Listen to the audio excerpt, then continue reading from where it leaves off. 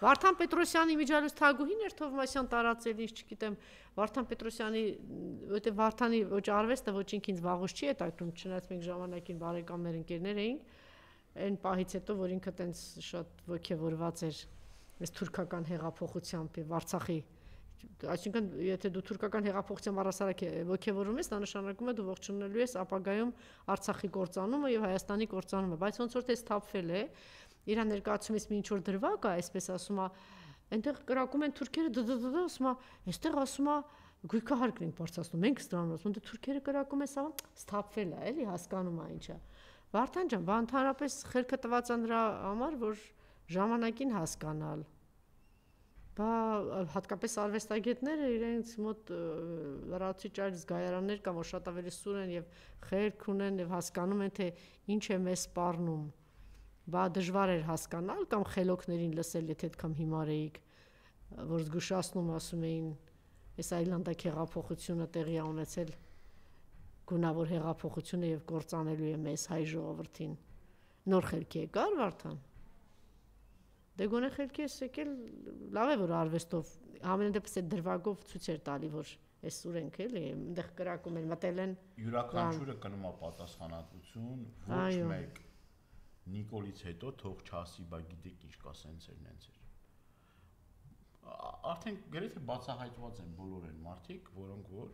ես առնվազն շատ լավ գիտեմ բոլոր այն մարդկանց, որոնք Արցախի կորստով մի ծպտուն չեն հանել, մի բան էլ ողջունել են, մի բան էլ գնացել են ազգակործանից,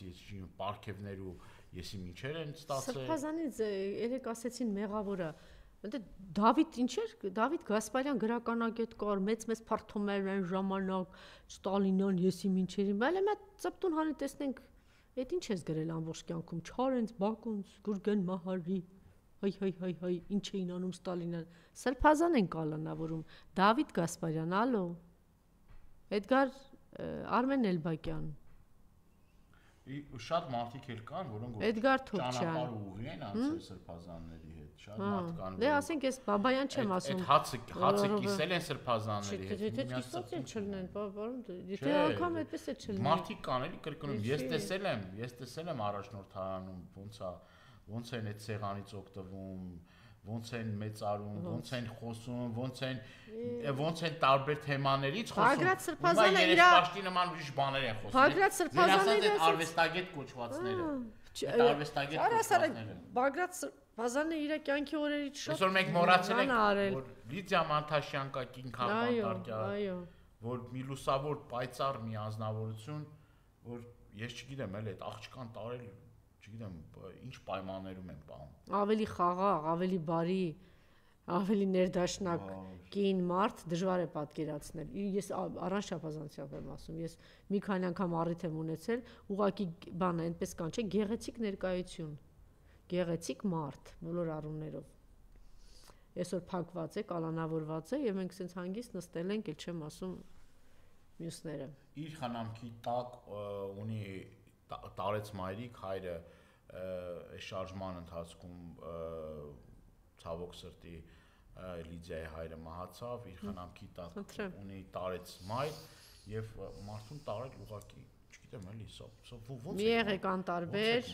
հասկացեք, որ այլևս թուրքը թակում է բոլորի ստռները։ Գնդակահարելով կլինի, այնպես կլինի, թե Սումգայիթ ու Բաքվի կվերածեն Երևանը, այդ արդեն թուրքը իր ճաշակույնքը կորոշի։ Եթե մենք շարունակենք այսպես անտարբեր ապրել։ Այո։ Անտարբերությունն է ծնում բոլոր այն չարիքները։ LDPR-ի գրիչն է պատկերացնում եք։ Չգիտեմ ոնց է LDPR-ի գրիչը հայտնվել։ Շնորհակալություն։